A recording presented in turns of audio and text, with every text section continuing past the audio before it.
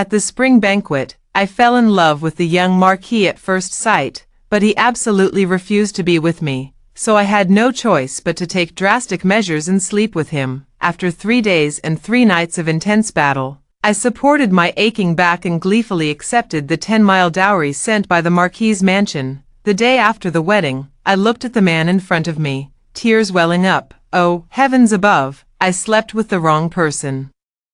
I slept with the little marquis's father. Hello, everyone, welcome to my channel. Subscribe us to read wonderful novels every day. Now the story begins. Carriages of vermilion lacquered and gold-painted betrothal gifts entered in a continuous stream.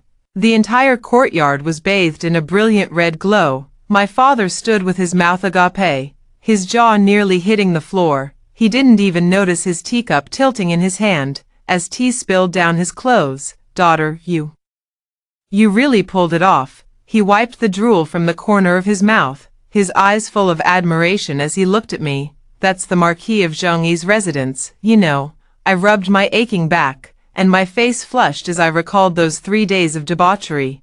Who would have thought that Meng Shujin, usually as gentle as jade, could possess such strength in bed, that night with the flickering candlelight, though his features were barely visible.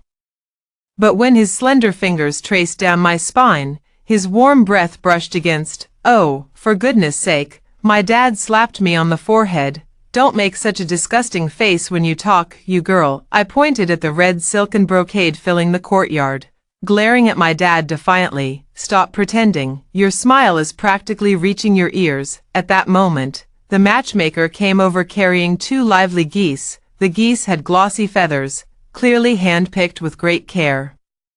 What a fortunate young lady you are. The matchmaker smiled so widely her gums showed.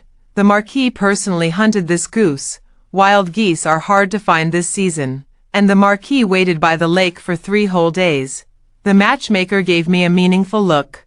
The marquis said that wild geese are loyal and only recognize one mate in their lifetime. My heart trembled. The image of Meng Shujin standing by the lake, bathed in moonlight, appeared before my eyes.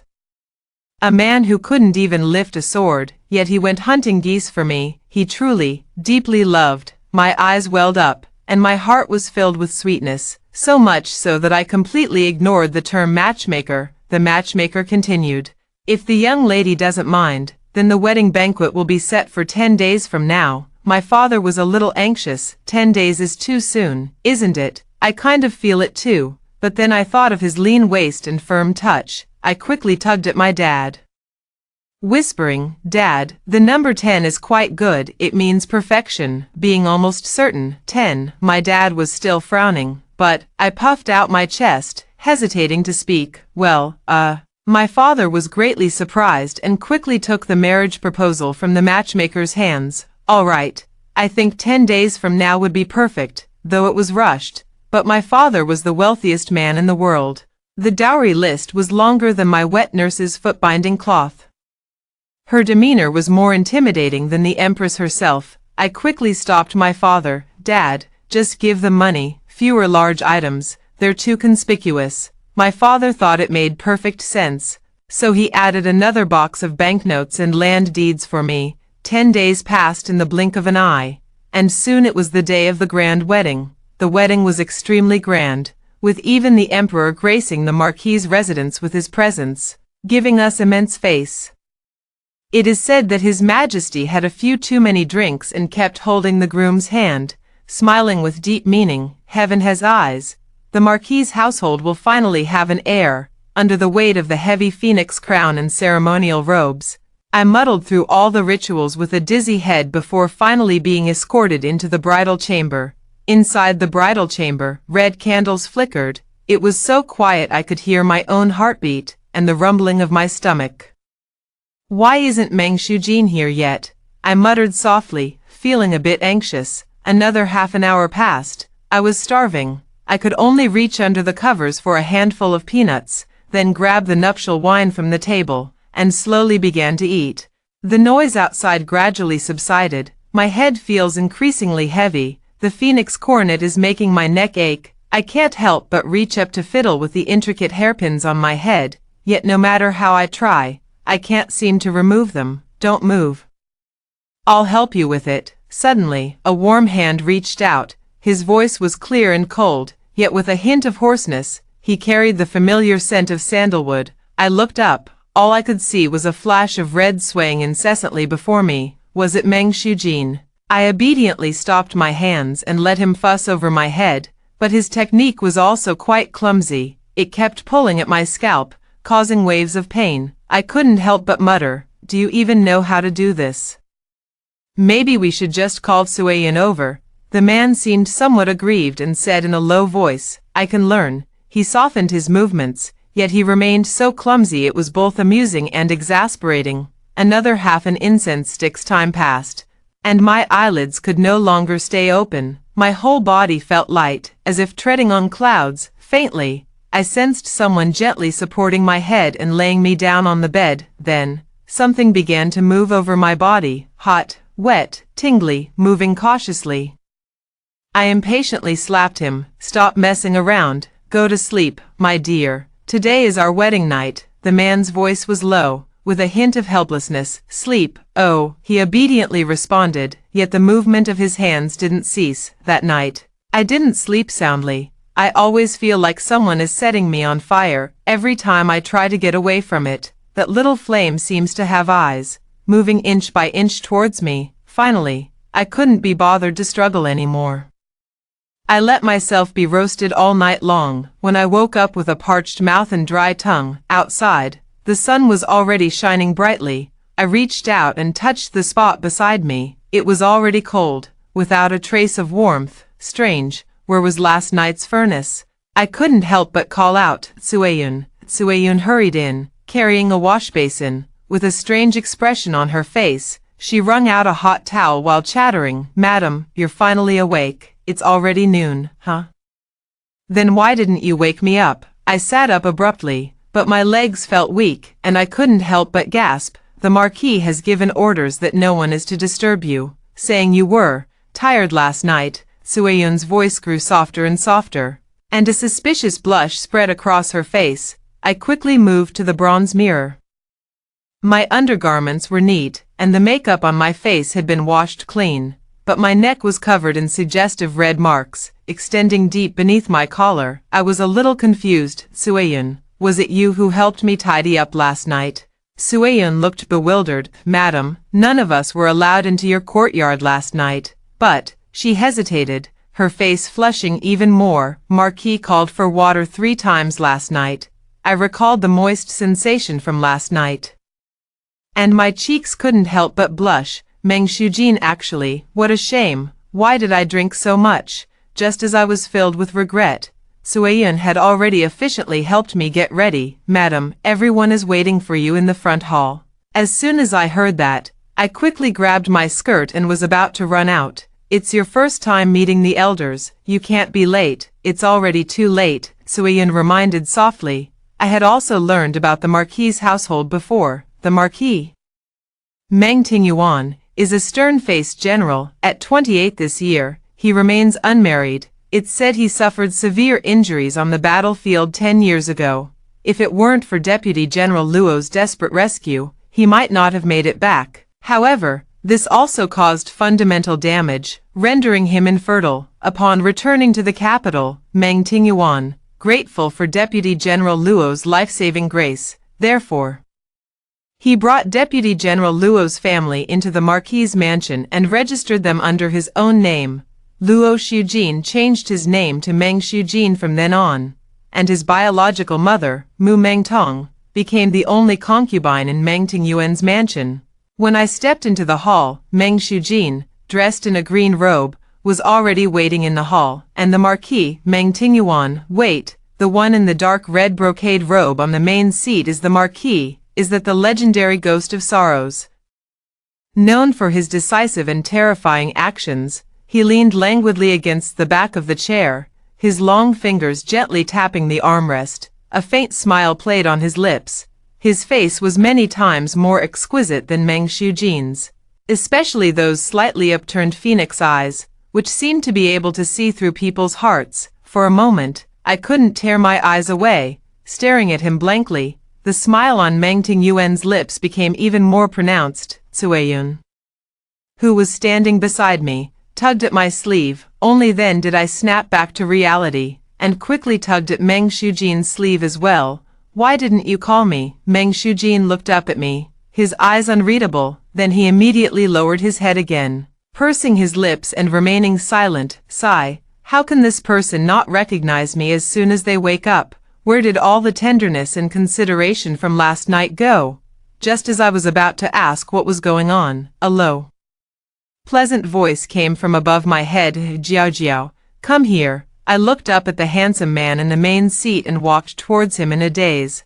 I subconsciously called out, "Greetings, father, father." He tilted his head slightly and chuckled softly a few times, his voice tinged with a hint of playfulness. "So you like this kind of thing? That works." I looked bewildered, feeling like something wasn't quite right. "Have a seat." He gestured to a nearby spot, indicating for me to sit down.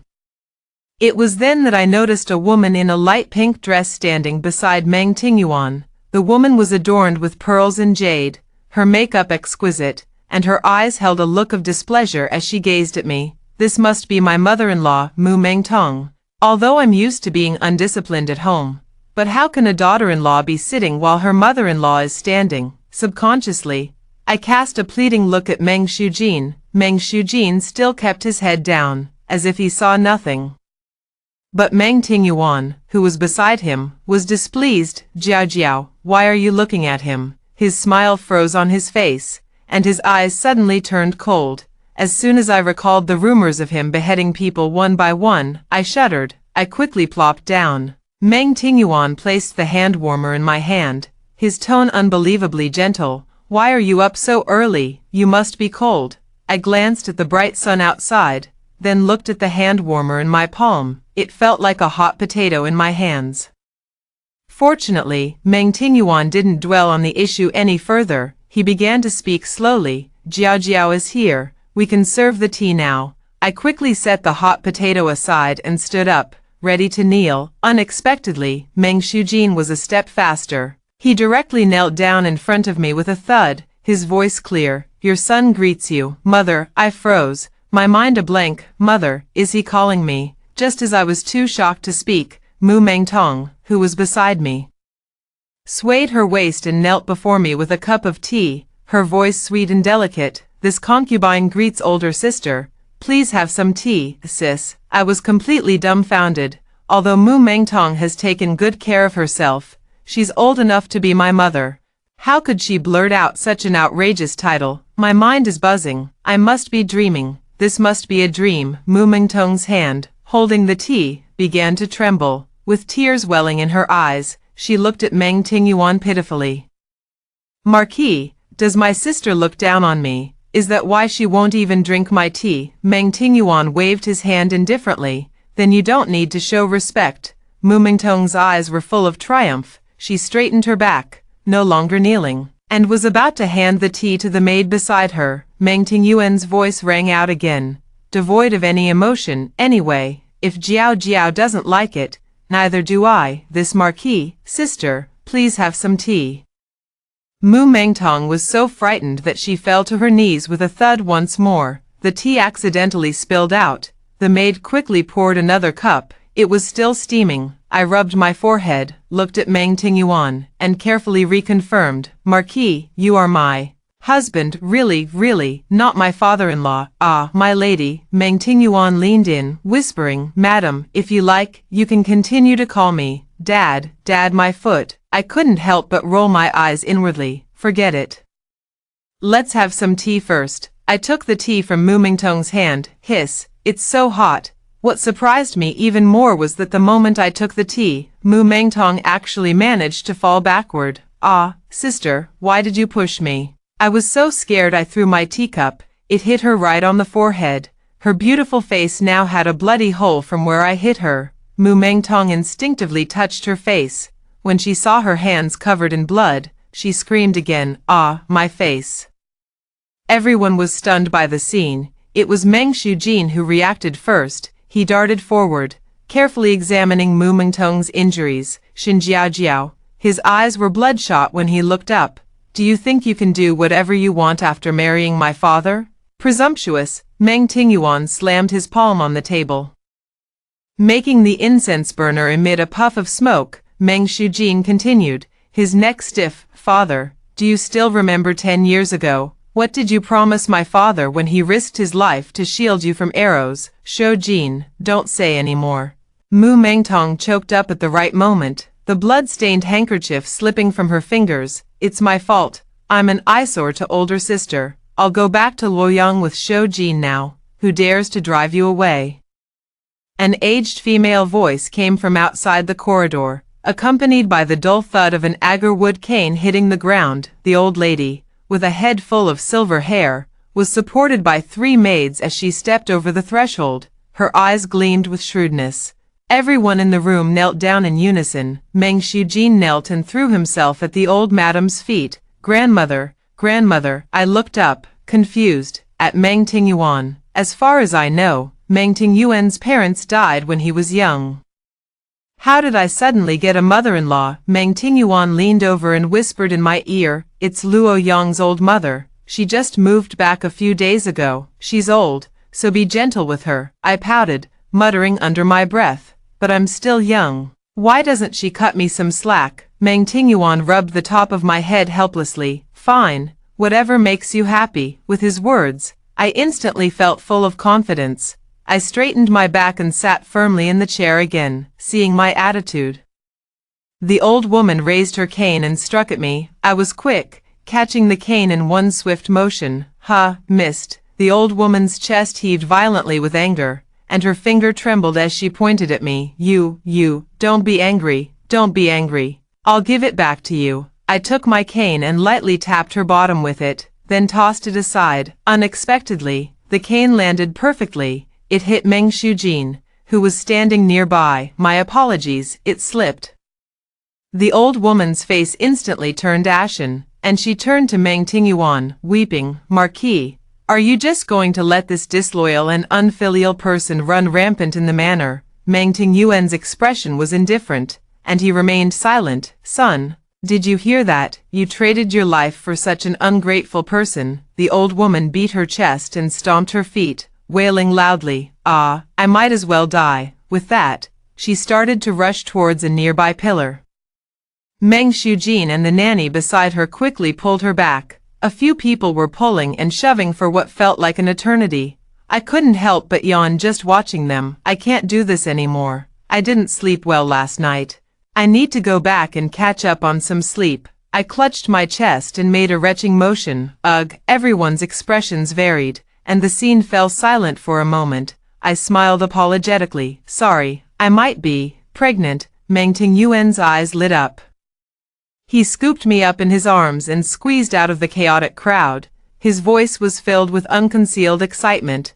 Quickly summon the imperial physician. The farce ultimately ended with me suffering from bloating due to eating too many peanuts. Because I simply couldn't accept the absurd reality of my father-in-law becoming my husband, I locked myself in my room for 3 whole days, until the day I returned home. It was then that I, with a cold expression, returned to my maiden home alongside Meng Tingyuan, who was grinning like a chrysanthemum. My father would surely be startled too. When I stood before the Shin residence, only then did I realize that the one who was startled was me. The mansion was empty. Even the plaque on the main gate was gone. Father, I rushed into the mansion, holding up my skirt. I circled around and around, unwilling to give up. Finally, I found a letter in the crevice of a rosewood table. It was scrawled with, "My daughter. Take care, we'll meet again if fate allows, old fox." I was trembling with anger. No wonder on the day of the exchange of the gongtia, you absolutely refused to let me see it. A rustling sound came from behind me. Meng Tingyuan was leaning against the doorframe, stifling a laugh. The golden cloud patterns on his dark red python robe were trembling. I turned and slapped the paper against his chest. You two conspired long ago. You wrong me, madam. He took the opportunity to grasp my hand. Father-in-law is just at that age where he misses his hometown. I slapped his hand away, suddenly struck by inspiration. So it wasn't me sleeping with the wrong person at all. You planned this. By heaven and earth, I swear I didn't. He suddenly pinned me against the bookshelf. That day, it was clearly madam who pounced on me first, and yet you complained that I was too slow. All right, no more talking. Blushing and flustered, I quickly covered his mouth. Just say it straight. What do you really want after going through all this trouble to marry me? His eyes suddenly darkened, and he actually licked the palm of my hand. Startled, I quickly pulled my hand back. He pressed close to my earlobe and whispered hoarsely, "Have a child with eyes like yours, choose another, then you manage the backyard for me. I want to rebel." Huh? I widened my eyes, looked around, and asked in a low voice, "Will I die?" "Possibly," he said frankly. "But if you don't die, you'll have more money than you could ever spend." "I already have more money than I can spend," I muttered under my breath. "After all, you're my lawfully wedded wife. Even if I die, you can't escape. Your entire clan will be executed, including your father. He won't survive either. Then how do I manage? Can I kill them?" "Whatever, deal," I readily agreed, and just like that, I ended up in Meng Tingyuan's thief's bed. Why do I call it a thief's bed? Because that night, the guy wrapped himself in a blanket and lay down on my bed. I stood by the bed, hands on my hips, fuming as I questioned him. "What are you doing?" "Sleeping," Meng Tingyuan replied self-righteously, even deliberately pulling the quilt down. "Didn't my wife promise to help me manage the backyard? Then let's start by managing me. Go sleep in the study." I widened my eyes, trying to scare him off with my gaze. "Madam, we are already married.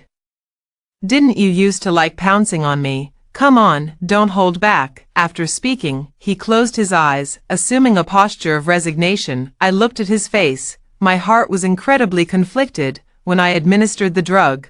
I was afraid I'd back out at the last minute, so I took a pill myself. Now I'm wide awake. I really can't bring myself to do this. Oh, it's so hot. Seeing me motionless for a long time, Meng Tingyuan opened the blanket covering his chest. I gasped. He was completely naked. Under the candlelight, sweat trickled down his neck, disappearing into the hollow of his collarbone. His firm chest rose and fell with each breath, not an ounce of excess fat on his waist and abdomen. The well-defined lines were impossible to look away from. I instinctively swallowed hard, my gaze uncontrollably drifting downward. A huge silhouette vaguely appeared under the quilt. It made one irresistibly want to lift it and find out what was underneath. As my mind thought this, my hand moved uncontrollably. Just as I was about to touch that scorching heat, reason suddenly returned. "Xin Jiao Jiao, what are you doing? Male beauty leads to ruin." However, it was too late. Meng Tingyuan grabbed my hand as I tried to pull it back, pressing it against. "Jiao Jiao, I'm not feeling well." His voice was hoarse. It even sounded a bit aggrieved. I felt as if I'd been scalded, completely at a loss. "Oh, what should I do? Should I take another pill?" The man chuckled softly. "Silly Jiao Jiao, why are you so cute?" He flipped me over, pinning me beneath him. Completely taking control, the red candles flickered, illuminating our entwined figures. The bed creaked and swayed. Meng Tingyuan had already called for water 5 times. My whole body was weak, and I lay sprawled on the bed, looking at the still shaking headboard. Filled with regret, I protested weakly, "Good girl." His kiss fell again, swallowing my unfinished words whole. When Mu Mengtong came to pay her respects, I was sprawled on the bed, my whole body aching as if I'd been run over by a carriage. Folk rumors truly are unreliable. Saying Meng Tingyuan can't do it, I think he's very capable, practically a beast. Cueyun tried to stop her from outside. "Aunt Mu, madam is resting." "How dare you, you lowly maid, still try to stop me?" "Sister, I've come to see you." Mu Mengtong's voice approached from a distance, finally reaching my ears. When her gaze fell upon the purple bruises on my neck, jealousy almost overflowed from her eyes, but she still endured, forcing out a fake smile. "Sister, I saw you had an upset stomach that day, so I specially made some stomach-nourishing soup." I glanced at the bowl of dark, murky liquid she was holding. I frowned in disgust. "Cueyun, it's spilled." Mu Mengtong clearly didn't expect me to be so direct and froze on the spot. Then she covered her face and began to sob. "Sister, I spent hours preparing this. Aren't you afraid people will call you jealous if word gets out about what you've done?" "Oh, made by Mu Mengtong herself, then I definitely shouldn't drink it." I waved my hand to signal her to come over. She thought I had conceded, her eyes brimming with triumph. I lowered my voice and asked, "Does the marquis usually sleep with you, huh?" Her mouth fell open in shock. I took the opportunity to pour that bowl of medicinal soup into her mouth. She was scalded and jumped around, quickly spitting it out, pointing at me while hopping up and down. "I'm going to tell the marquis that you bullied me. Go away, go away." I waved my hand as if shooing flies. I heard Mu Mengtong went crying to complain. As a result, she was directly grounded for 3 months. The old lady went on a hunger strike in the ancestral hall, saying that if I didn't apologize, she wouldn't be able to face the ancestors of the Meng family. Meng Tingyuan's handling was even more extreme. He just dropped a line, "Your ancestors are in Luoyang, don't worship the wrong ones." Then he directly sent the person back to the Luo family's ancestral hall in Luoyang. Well, now my reputation for being arrogant and overbearing has been thoroughly spread. But then again, I'm capable of drugging someone. So what good reputation could I possibly have left? My father often said one thing to me, being human, happiness matters most. Meng Tingyuan has been elusive lately. Only the nightly aches and pains serve as proof of his presence. He, on the other hand, seemed to enjoy this clandestine feeling, but it was me who suffered. My legs would give out after just a few steps. I decided I absolutely had to lock the door tonight. Meng Shujin was also acting strangely. He often paraded around in front of me wearing the same clothes from that day's spring banquet. The weather had clearly turned colder, yet there he was, still waving his fan back and forth, like a sick person. To be honest, if I hadn't met Meng Tingyuan, I might have thought he was quite handsome, but now, when Meng Shujin strolled past me for the 30th time, I finally looked up, annoyed. "Meng Shujin, are you here to cause trouble for me?" Meng Shujin feigned surprise. "What a coincidence." "Jiao Jiao, why are you here too?" I rolled my eyes. He had been hovering around me for over half an hour. "Cut to the chase or I'm leaving." He looked at me with a hurt expression. "Jiao Jiao, why are you so cold now? You weren't like this before." I slapped him across the face without hesitation. "Meng Shujin, is Jiao Jiao also a name you can use for her? Please address me as mother. Also, you look hideous dressed like that. Don't come out and be an eyesore next time." I turned to leave, but Meng Shujin embraced me tightly. "Jiao Jiao, I know you're still angry with me. You're angry that I didn't show up that day, aren't you? Actually, I've been fond of you for a long time. That day, I fainted inexplicably, and when I woke up, I learned Father had already proposed to you. I'm sorry, Jiao Jiao, it's all my fault for being too weak. Please, will you give me another chance? Let go?" I struggled with all my might. "I won't let go. I've already let go once." I directly swung my elbow hard into his chin. He winced and crouched down, staring at me with bloodshot eyes. He roared in anger. "Why? Are you in love with Meng Tingyuan? He's so old. You clearly liked me. At first, I glanced at him, frail, emaciated, with overly prominent cheekbones. He doesn't look like a blessed person at all. What did I ever see in him? Clearly, he's never experienced anything better. Perhaps my look of disdain was too obvious and hurt his feelings. He clung desperately to my thigh. "Jiao Jiao, whatever he can give you, I can give you too. I'm even younger than him. Just give me a chance." Before I could kick him away, something came flying over at lightning speed, right in his lower body. Meng Shujin screamed. He actually fainted from the pain. A dark red robe quickly flashed past from the corner. Evening. The locked door was completely torn off. Someone looked aggrieved. "Jiao Jiao, am I really that old? If you tried a little harder, you could have given birth to me. It's only a 10-year difference. My father was also 10 years older than you." Creak, creak, the bed groaned under the strain. As if to prove a point, someone put all their strength into it. Suddenly, there was a crack. The bed collapsed. He quickly embraced my head and rolled onto the table. The tea set on the table crashed to the floor. I gasped. No more. Someone, however, wouldn't let me off the hook, whispering in my ear, "Jiao Jiao, am I old?" "Not at all, not at all. You're younger than me." I begged for mercy repeatedly. "Please, I really can't." He chuckled softly, his warm breath caressing my face. "Then let me prove it again." "Don't." I was cut off before I could finish speaking. "This night, Everything on the table was swept to the floor. Even the dressing table in the corner wasn't spared, until the sky turned a fish-belly white. Only then did he let me go, satisfied. He showed me what old but strong meant through his actions. Meng Tingyuan was ordered to go to Jiangnan to manage the floods. It had been more than 2 months since he left the capital. Meng Shujin lived a reclusive life, unusually quiet. I always felt something was amiss. Yet nothing could be found upon investigation.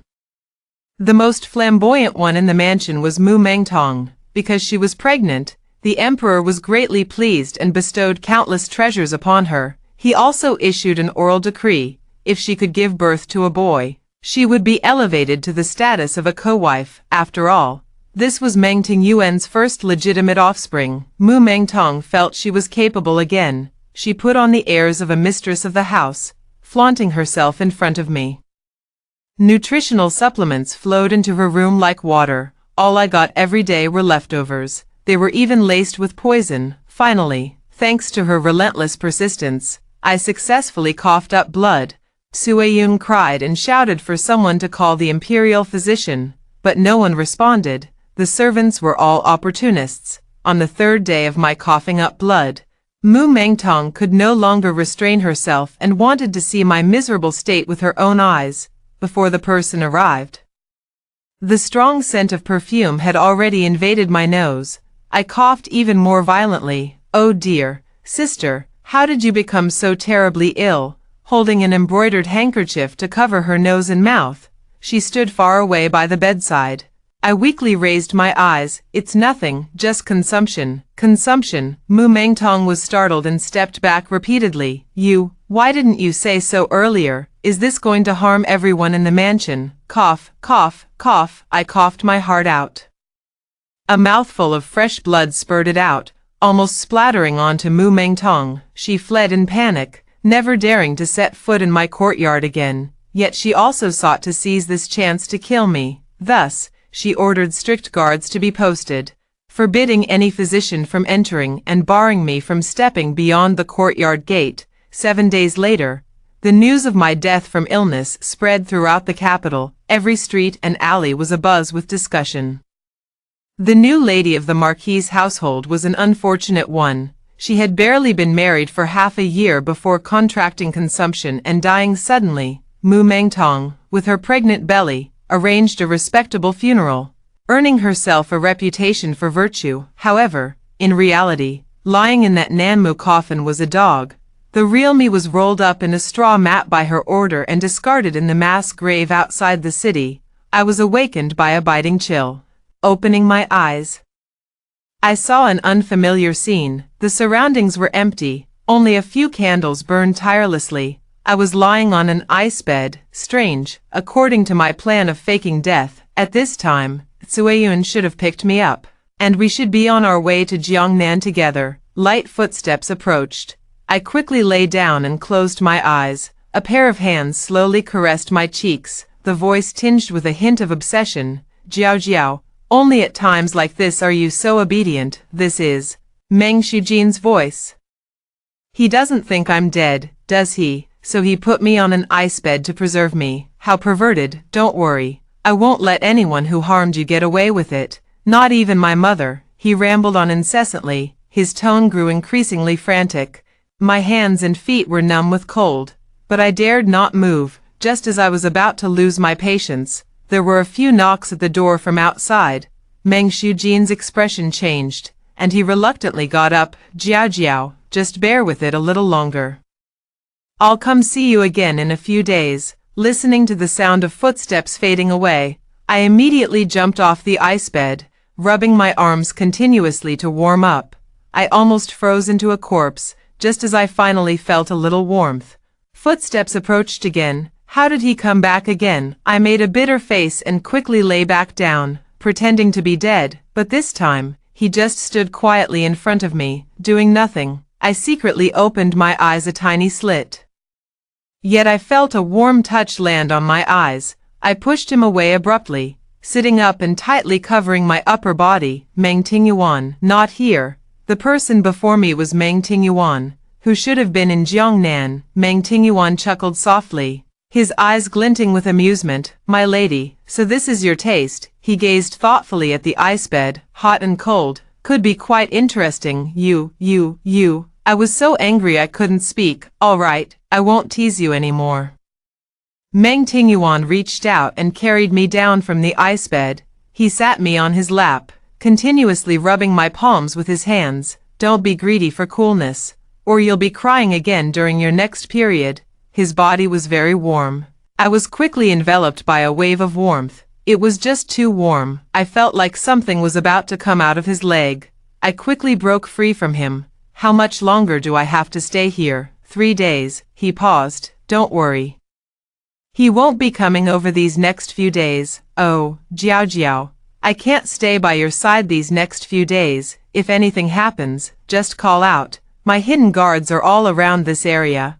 I grabbed him by the collar and threatened him fiercely. "Meng Tingyuan, if you die, I'll remarry. I won't stay a widow for you. If you don't die, when you come back, there's something I need to tell you." He gently stroked my head, his eyes filled with deep affection. Finally, he responded softly, "All right."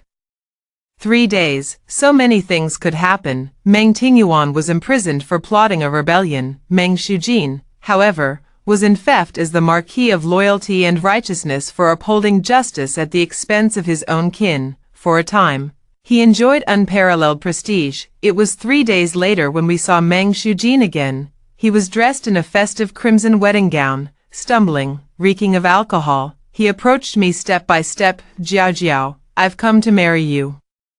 He brought the wine to my lips, his voice very gentle. "After we drink this nuptial wine, we'll be husband and wife." I pressed my lips together tightly. The wine trickled from my lips, falling onto the ice bed, instantly vanishing without a trace. Seeing this, Meng Shujin immediately grew anxious. He squeezed my chin hard, trying to force the wine down my throat. Cough, cough. The pungent wine choked my throat. I couldn't take it anymore and coughed violently. Meng Shujin looked at me with a face full of pleasant surprise. His eyes filled